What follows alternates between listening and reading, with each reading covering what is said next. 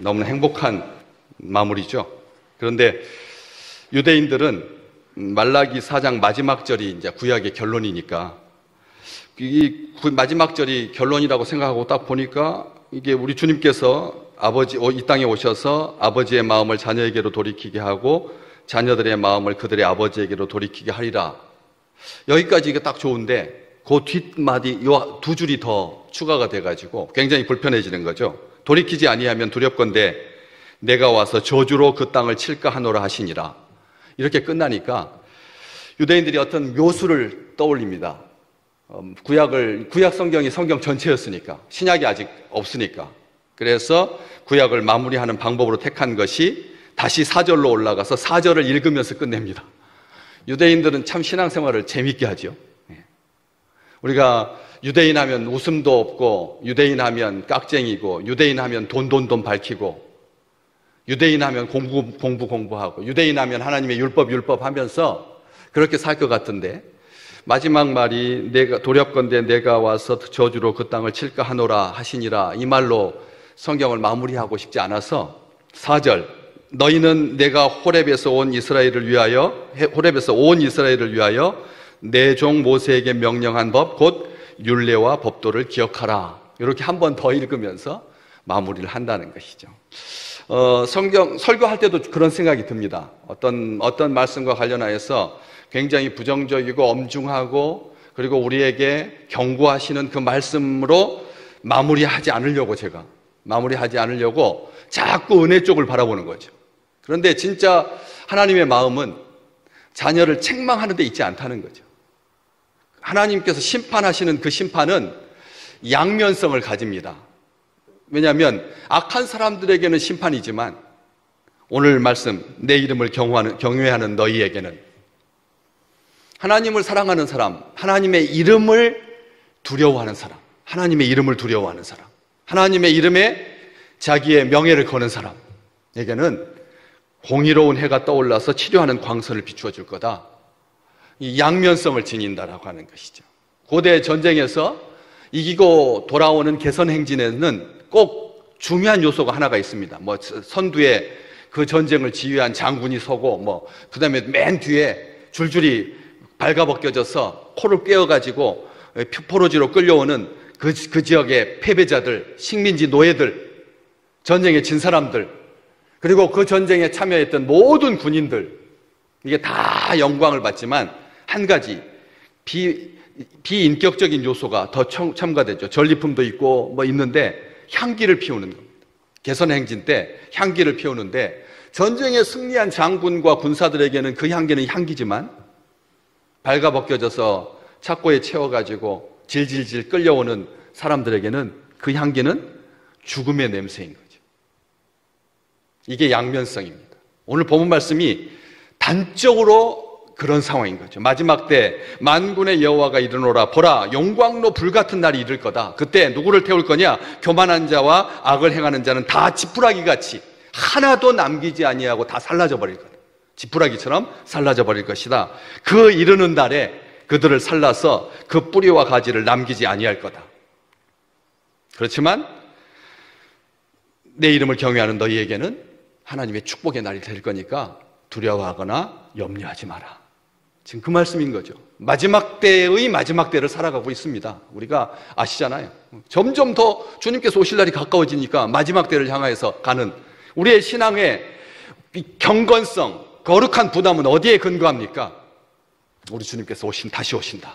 우리 주님께서 신부를 맞이하기 위해서 다시 오신다. 교회를 기뻐하신다. 하나님 나라의 영원한 잔치가 시작되었다. 하나님께서 그렇게 우리를 사랑하시고 아끼신다라고 하는 종말론적인 사고를 가지고 생각을 가지고 살아야 사람들이 방만하지 아니하고 교만해지지 않는다는 거예요. 지금 러시아의 대통령이 자기의 종말을 모르는 거죠. 자기가 어떻게 인생을 마치게 될지를 모르니까 저렇게 막 길길이 날뛰는 것이죠. 하루에도 그냥 몇 개월 만에 왜 미사일을 발사합니까? 이 평화의 시대에. 전쟁의 위협도 없는데 왜 자기 목숨을 담보하기 위해서 핵무기에다가 목숨을 거는 자의 그 악한 불장난이 지금도 여전히 계속되고 있는 것이죠. 악인, 악한 사람들에게는 그럴 것입니다. 그런데 우리는 이 땅에 살면서 악한 사람들의 형통함을 보고 실족하여 넘어질 뻔했던 사람들이, 다윗도 그랬고, 지난주에 우리 같이 보셨던 말씀처럼 아삽이라고 하는, 헤만, 여두둔이라고 하는 세 분과 함께 총대장이죠. 찬양대를 지휘하는 24개의 찬양대의 제일 으뜸이 되는 아삽, 모으는 자라고 하는 이름을 가진 아삽이라고 하는 분이 악인의 형통함을 보면서 나도 넘어질 뻔했다. 시편 73편 2절 3절 말씀, 나는 거의 넘어질 뻔하였고 나의 걸음이 미끄러질 뻔하였으니 이는 내가 악인의 형통함을 보고 오만한 자를 질투하였음이로다. 어떠십니까? 또 4절 5절도 볼까요? 그들은 죽을 때에도 고통이 없고 그 힘이 강건하며 사람들이 당하는 고난이 그들에게는 없고 사람들이 당하는 재앙도 그들에게는 없나니. 계속 말합니다. 12절 13절 같이 읽어볼까요? 볼지어다 이들은 악인들이라도 항상 평안하고 재물은 더욱 불어나도다. 내가 내 마음을 깨끗하게 하며 내 손을 씻어서 무죄하다 한 것이 실로 헛되도다. 하나님 앞에 찬양 대장이신데 24개의 찬양대를 이끈다라고 하는 것은, 이건 지구촌에서 24개의 찬양대를 이끈 사람은 없습니다. 지금 이 시대에 24개의 찬양, 할렐루야, 성탄절 때 오페라로 해가지고 많은 교회 성가대를 모아가지고 한 1000명이 그렇게 부르는 경우, 그것도 한 찬양대죠. 그런데 24개 매 시간마다 있었던 그 찬양대를 이끌면서 하나님 앞에 12편의 시를 가지고 하나님을 찬송했던 아삽이라고 하는 분이, 내가 내 마음을 깨끗하게 하고 내 손을 씻어서 무죄하게 한 것이 실로 헛되다라고 하는 생각이 들 만큼 악한 사람들의 형통 때문에 힘들었다는 거죠. 부조리한 현실만 바라보면 이런 생각에 빠지기 쉽습니다. 믿음으로 살기 위해서 애쓴 사람들이 특별히 그렇습니다. 법을 지키며 성실하게 사는 사람들이 더더욱 그렇습니다. 가만히 보면 착한 사람들이 이 악한 부조리에 대해서 굉장히 힘들어하는 것이죠. 그러니까 훌훌 털어버리고 다 오지로 들어가는 거예요. 오지에서 살고 있는 남자분들은 사실 강직한 사람들입니다. 인생에서 실패해가지고 쓴맛 단맛 봐서 그래서 도피하는 것으로 그렇게 산속으로 들어가는 것이 아니라 자기 의로움, 자기 성실함이 보상받지 못하니까 그래서 들어가는 거거든. 그렇기 때문에 열심히 계획해서 아끼고 조심하며 성석껏 살았는데 일이 생각대로 되지 아니하고 안 풀리고 엉키고 엉망이 되고 그럴 수 있다는 것입니다. 인생의 여러 문제들로 인해서 고민하고 염려하며 자지 못하고 먹지도 못하고 고통받을 때 그 사람이 무엇을 붙들고 있느냐가 여기서 드러나게 되는 거죠.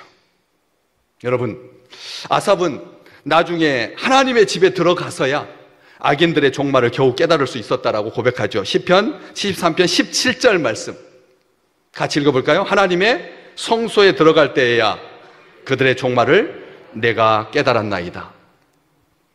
그들의 종말이 어떻게 됐는데요? 18절과 19절 같이 또 읽어보겠습니다. 주께서 참으로 그들을 미끄러운 곳에 두시며 파멸에 던지시리니 그들이 어찌하여 그리 갑자기 황폐되었는가 놀랄 정도로 그들은 전멸하였나이다. 아멘. 우리의 아멘대로 선포될 줄로 믿습니다. 이 세상의 악이 어떻게 된다고요? 참으로 그들을 미끄러운 곳에 하나님께서 두시고 파멸에 던지셔서 어찌하여 그리 갑자기 황폐되었는가 놀랄 정도로 그들은 전멸하였나이다. 사랑하는 주의 백성들이여, 성실하게 사는 사람들이여, 악인의 형통을 부러워하지 마십시오. 시편 37편 1, 2절 말씀, 악을 행하는 자들 때문에 불평하지 말며 불의를 행하는 자들을 시기하지 말지어다. 그들은 풀과 같이 속히 배임을 당할 것이며 푸른 채소같이 쇠잔할 것이미로다. 시인이 고백하고 있는 것처럼 악한 사람들의 종말은 오늘 본문 말씀 정확하게 말하고 있죠. 그날은 악인들에게 용광로 불같은 날이고 동시에 의로운 자는, 하나님의 이름을 경외하는 자들은 공의로운 해가 떠올라서 치료를 하는 광선을 비추는, 나가서 외양간에서 나온 송아지같이 뛰는 기쁨의 날이 된다. 새로운 시작의 날이 된다. 분명하게 하고 있습니다. 여호와를 경외하는 자와 그 이름을 존중히 여기는 자, 이 표현이 하나님께서 그 사람들을 얼마나, 우리들을 하나님의 이름을 귀하게 여기고 하나님의 이름을 두려워하고 하나님의 이름을 위해서 하나님의 이름에 먹칠하지 아니하고 이 땅에 살면서 하나님의 이름을 먹칠하는 방법 많습니다. 주 예수 믿는 백성들이 실패하고 좌절하고 낭망하고 포기하고 쓰러져 있으면 세상 사람들이 지나가면서 비웃는 거지. 고개를 흔들면서 봐라 하면서 너희들이 예수 믿어봤다. 다 헛거다. 예수 믿으면 밥 먹여주냐? 라고 하는 말로 우리의 좌절과 우리의 우울 앞에 세상 사람들이 조롱한다는 것이죠. 그렇기 때문에 여호와를 경외하는 자에 대한 이 축복을 말라기 선지자는 여기만 있는 것이 아니라 바로 그 앞에도 기록하고 있습니다. 16절 말씀, 그때 여호와를 경외하는 자들이 피차 말하매 여호와께서 그것을 분명히 들으시고 여호와를 경외하는 자와 그 이름을 존중히 여기는 자를 위하여 여호와 앞에 있는 기념책에 기록하셨느니라. 3장 16절 앞쪽에 그렇게 기록하고 있잖아요. 여호와를 경외하는 자와 그 이름을 존중히 여기는 자를 위하여 여호와 앞에 있는 기념책에 기록하였다고. 우리는 기억하셔야 됩니다. 하나님을 경외하는 자를 만군의 여호와께서 특별한 소유를 삼으신다. 그 17절 말씀에 그 다음 절에도 만군의 여호와가 말한다. 나는 내가 정한 날에 그들을 나의 특별한 소유로 삼을 것이요 또 사람이 자기를 섬기는 아들을 아낌같이 내가 그들을 아낄 거다. 하나님께서 그렇게 말씀하시잖아요. 계속 지금 그 말씀하고 계시는 것입니다. 하나님께서는 교만한 자를 물리치시고 겸손한 자에게 은혜를 베풀어 주십니다. 하나님의 이름을 경외하고 그분의 이름을 높이며 그 이름에 영광을 돌리고 하나님의 의를 신뢰하는 자들이 되시기를 주의 이름으로 축복합니다. 하나님은 자기 이름에 부끄럽게 행하지 않으십니다. 하나님은 자기 이름에 부끄럽게 행하지 않으십니다. 만군의 여호와이십니다. 나는 스스로 존재하는 자다. 나는 나다 라고 말씀하시면서 사람들이 신을 조작해가지고 만든 그런 잡신이 아니다. 자기 필요를 따라서 소멸을 거듭하는, 생기기도 하고 없어지기도 하는 그런 신 아니다 말씀하고 계시는 것입니다. 오늘 하나님의 의를 신뢰하는 믿음의 백성들에게 내 이름을 경외하는 너희에게 공의로운 해가 떠오를 거다. 공의로운 해가 떠오를 거다. 그래서 치료하는 광선을 비추어 주실 것이다. 우리 주님께서 누가복음 1장 78절 79절 오시는 것을 스가랴 선지자가 하나님 앞에 감격하여서 고백했던 찬양 같이 불러보겠습니다. 이는 우리 하나님의 긍휼로 인함이라. 이로써 돋는 해가 위로부터 우리에게 임하여 어둠과 죽음의 그늘에 앉은 자에게 비치고 우리 발을 평강의 길로 인도하시리로다. 우리 오실 주님을 뭐라고 말해요? 돋는 해가 위로부터 우리에게 임하여 어둠과 죽음의 그들에 앉은 자에게 비치고 그 발을 평강의 길로 인도하신다. 이게 어디에서 자기가 그냥 신앙생활 열심히 했기 때문에 스가랴가 그냥 자기 속에서 우러나서 하나님 앞에 탐복하여 감성적으로 고백하고 있는 내용이 아닙니다. 성경에 기록되어 있습니다. 사무엘하 23장 4절 말씀 같이 읽어볼까요? 그는 돋는 해의 아침 빛 같고 구름 없는 아침 같고 비 내린 후에 광선으로 땅에서 우미 돋는 새풀 같으니라 하시도다. 성경에 기록되어 있습니다. 다윗의 뿌리, 이새의 뿌리, 다윗의 자손으로 이 땅에 오실 우리 주님께서 돋는 해의 아침빛 같고 구름 없는 아침 같고 비 내린 후에 광선으로 땅에서 우미 돋는 새풀 같으니라. 그렇게 예언되어 있으니까 하나님의 말씀으로 사는 사람들은 스가랴처럼 그렇게 하나님 앞에 고백하게 된다는 것이죠. 우리 하나님께서 이 땅에 오셔서 어둠이 물러가게 해주신다.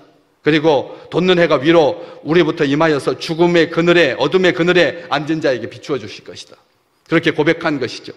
공의로운 해가 떠올라서 치료하는 광선을 비추는 사람들, 우리 오늘 믿음의 백성들에게 하나님께서 그렇게 축복해 주시는데, 이 공의로운 해 앞에다가 공의롭다라고 하는 말을 붙이는 수가 없습니다. 절대.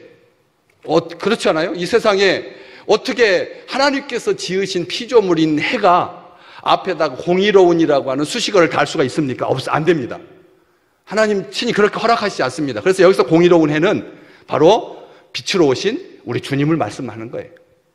해가 공의로운 게 아니라 해 앞에 공의롭다라고 하는 말은 하나님에게만 붙이는 말이거든요. 공의롭다는 인간에게는 붙일 수가 없습니다. 인간 황제가 자기가 태양신이다라고 말하는 것, 이것은 자기가 말하는 말이지. 사람은 공의로울 수 없습니다. 그렇기 때문에 인간 황제를 말하는 게 아닙니다. 피조물을 말하는 게 아닙니다. 해를 지으신 우리 하나님, 우리 주님, 창조하신 우리 주님이 공의로우신 분인 것이죠. 그래서 우리 주님께서 이 공의로운 해가 떠올라서라고 하는 이 말은 우리 주님을 딱 말하는 겁니다. 그냥 해가 뜨는 게 아닙니다. 이 떠오르다라고 하는 단어가 일어나다, 나타나다라는 뜻이거든. 일어나다. 우리 주님께서 죽음에서 일어나셨다. 우리 주님께서 죽음에서 일어나셨다. 그리고 우리에게 나타나신다. 부활하셔서. 이 부활과 그리고 우리에게 임재하시는 우리 주님을 뒤에 나오는 공의로운 해가 떠오른다라고 하는 그 말에 히브리어는 우리 주님을 향하고 있는 것이죠. 이 말씀이 바로 우리 주님께서 부활하시고 우리에게 나타나실 것이다. 그래서 의로운 승리의 해인 그리스도께서 부활하셔서 제자들에게 나타나시고 자기를 소망하는 모든 믿음의 백성들에게 자기를 나타내셔서 임하셔서 치료하는 광선을 비추어 주신다. 우리 주님은 하늘의 해와 비교할 수 없을 만큼 강렬한 빛이시다. 모든 아픔과 약함과 상처를 온전하게 치료해 주시는 광선을, 강력한 광선을 비추어 주신다. 육신의 질병은 물론 영의 질병까지 치료해 주신다. 부작용 없이, 재발하지 않게 완전히. 이 땅에 빛을 가지고 치료하는 그 역사가 그렇게 오래되지 않았습니다. X선, 방사선, 항암 치료를 하잖아요. 얼마나 놀라운 일입니까? 그래서 그쪽에 종사하시는 분들은 태양빛을, 이 빛을 금가루라고 여깁니다. 이 빛을 금가루로 여긴다니까요. 그래서 지하에까지 자연 광선이 또 쏟아져 내려올 수 있도록 선큰 가든, 아주 유명한 백화점이나 그리고 수백억을 들여서 만든 그런 공공장소에 지상에서부터, 하늘에서부터 햇빛이 자연스럽게 지하까지 들어갈 수 있도록, 그래서 지하 2층, 지하 3층까지 통으로 구멍을 뚫어서 하늘의 빛을 받으려고 하는 이유가 뭔데요?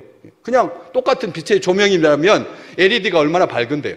LED로 하지 아니하고 왜 선큰 가든을 만드느냐는 거죠. 햇빛 가루가, 빛이 바로 금가루처럼 소중하기 때문입니다. 우리 평상시 일반 백성들은 그걸 잘 모릅니다. 그렇지만 그런 분야에 종사하시는 분들은 그게 얼마나 귀한지 아는 거죠. 그런데 부작용이 있어서 문제인 거죠. 방사선 치료를 하시는 분들이 식욕이 감퇴하고 머리가 빠지고 그리고 굉장히 고통스러운 그런 부작용들이 있다는 거예요. 그렇기 때문에 아무나 할 수가 없는 겁니다. 의료사에서 정확하게 진단을 받고 이 방사선 치료가 필요합니다. 몸이 그것을 감당할 수 있는 사람만이 그 치료를 받지요. 그런데 우리 주님은 우리를 치료하실 때, 낫게 하실 때 그런 부작용이 없이 재발하지 아니하도록 완전하게 낫게 해주신다. 치료하는 광선을 비추어 주신다. 여기 왜 그렇게 우리 주님의 치료가 완전한가를 알 수 있는 단서가 있습니다. 여기에 보시면 광선을 비추리니 라고 되어 있는데 밑에 각주가 붙어 있어요. 광선을 비춘다라고 하는 말에. 조금 좋은 성경, 비싼 성경책 갖고 다니시는 분은 밑에 광선, 밑에 각주가 뭐라고 되어 있나요? 날개라고 되어 있죠. 날개라고 되어 있잖아요. 날개를 비출 거다. 광선을 비춘다라고 하는 말이 히브리어의 날개로도 번역이 된다. 이 날개라고 하는 말은 하나님에 관한 긍정적인 의미를 상징하는, 의미를 담고 있는 그런 표현입니다. 하나님의 날개 아래 우리를 품어주신다. 어미닭이 병아리 새끼들을 자기 날개 아래 품는 것처럼. 요즘 세대는 어미닭이 새끼 병아리를 날개 아래 품는 것들을 잘 그림으로 그릴 수 없는 그런 시대가 되었지만 영상을 통해서 많이 확인할 수가 있습니다. 그런 것처럼 하나님에 관한 긍정적인 의미로서 날개입니다. 신의 보호하심을 상징합니다. 고대 근동 전역에서 사용된 태양에다가 날개를 다는 그림 보시면 고대 근동 지역에서 태양에 날개가 달린 그림들은 바로 그런 의미인 겁니다. 햇빛에 대해서 귀하게 생각, 심지어는 신처럼 여기는 거죠. 그래서 태양에다가 날개 문양을 달아서 그림으로 표현하면서 전적으로 우리를 보호해 주시는 태양신을, 그래서 로마가 그렇게 신으로 섬긴 겁니다. 그래서 태양신을 숭배하는 그날을 성탄절로 바꾸어가지고 12월 25일 날이 원래는 태양신을 숭배하던 날이었는데 예수님께서 태어난 날 아닙니다. 그런데 그 날을 태양신을 대체하여서 우리 주님만이 진짜 태양이시다. 우리 주님만이 사람을 상하게 하지 않으신다. 햇빛 때문에 다 윤택한 게 아니거든요. 적도 지역의 태양은 정말 모든 것들을 사막으로 만들 만큼 아주 강력해서 굉장히 힘들거든요. 어떨 때는 열대 우림을 형성해가지고 산소를 품품 뿜어내지만 똑같은 태양빛인데도 어떤 지역이냐에 따라서 해가 되기도 하고 유익이 되기도 하는 것이죠. 그런 것처럼 이 세상의 빛은 그런 부족한, 불완전한 그런 빛이지만 우리 주님은 완전하시다는 것이죠. 하나님 긍정적인 그리스도께서 어미새가 새끼를 날개 아래 품듯이 우리를 품으시고 보호하시고 지키시고 낫게 하신다. 하나님의 이름을 경외하는 자에게는 예수께서 치료하는 광선을 비추어 주신다. 바로 그런 의미로 광선을 비추리니 라고 하는 뜻이라는 것이죠. 그래서 부작용이 없다는 겁니다. 우리 주님을 마음껏 쐬시기를 주의 이름으로 축복합니다. 하나님의 임재가 있는 곳에 과잉은 없습니다. 하나님의 임재가 계시는 곳에 부족함도 없고 그리고 과잉은 없습니다. 풍성하게 임하여 주시는 것이죠. 우리 주님께서 임하여 주시면 어떤 일이 발생합니까? 너희가 나가서 외양간에서 나온 송아지같이 뛸 거다. 너희가 나가서 외양간에서 나온 송아지같이 뛸 것이다 라고 하는 이 표현, 공동 번역에 보면, 카톨릭과 함께 번역한 성경에 보면 외양간에 매어있던 소가 풀려 뛰어나오듯이 너희는 밖으로 나와 악인들을 짓밟을 것이다. 바로 그 뒤절, 오늘 3절 말씀, 또 너희가 악인을 짓밟을 것이니, 이 말이 이게 분리되어 있지 않아요. 같은 문장인데 이게 나누고 있지 않다는 거죠. 외양간에서 나온 송아지처럼 병든 소는 뛰지 않습니다. 병든 소는 문이 열려도 멀리까지 못 가고 바로 그 우리 바깥에 그냥 어정쩡하게 소 울타리 속에 반은 있고 걸쳐 있든지 아니면 나와봤자 몇 발짝 움직이지 아니하고 거기서 털썩 주저앉아서 그래서 소똥, 소오줌 그런 냄새가 가득한 그곳에서 벗어나지는 못하는. 그런데 어린 송아지들은 팔짝팔짝 뛰면서 그래서 그 자유함을, 그 햇빛을, 그 싱그러운 풀을 아주 만끽하잖아요. 그런 것처럼 하나님께서 치료의 광선, 우리 주님께서 임하셔서 승리의 빛을 비춰주시고, 그리고 이 공동번역의 공의로운 해라는 이 뜻을, 공의롭다라고 하는 요말을 승리하는 태양이라고, 공의를 준다고, 의를 회복시켜 준다라고 그렇게 번역하고 있거든요. 공의로운 해가 그냥 어떤 해가 의로운 것이 아니라 우리 주님을 상징하는 말인데, 승리의 태양이다, 공의를 준다, 의를 회복시켜 주신다라고 하는 뜻이거든요. 그래서 주님께서 임하시면 의가 회복된다는 거예요. 악인이 어떻게 돼요?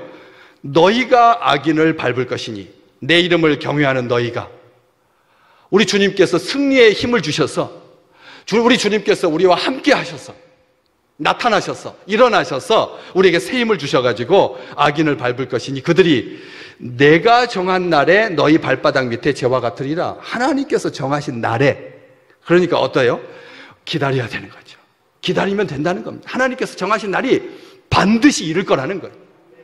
러시아와 우크라이나 전쟁 끝납니다.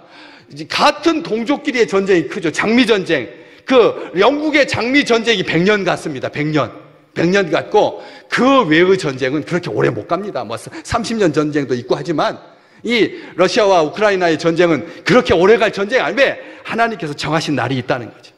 왜? 어떻게 알 수가 있느냐? 이 날개로도 번역되는 이 광선, 이 날개가 날개로도 번역되지만 이게 마지막 끝이라고 하는 의미도 담고 있거든요. 날개가 이게 끝이라고 하는 의미가 있어요. 우리 주님께서 우리를 보호해 주시고, 그리고 날개 아래 품으신다.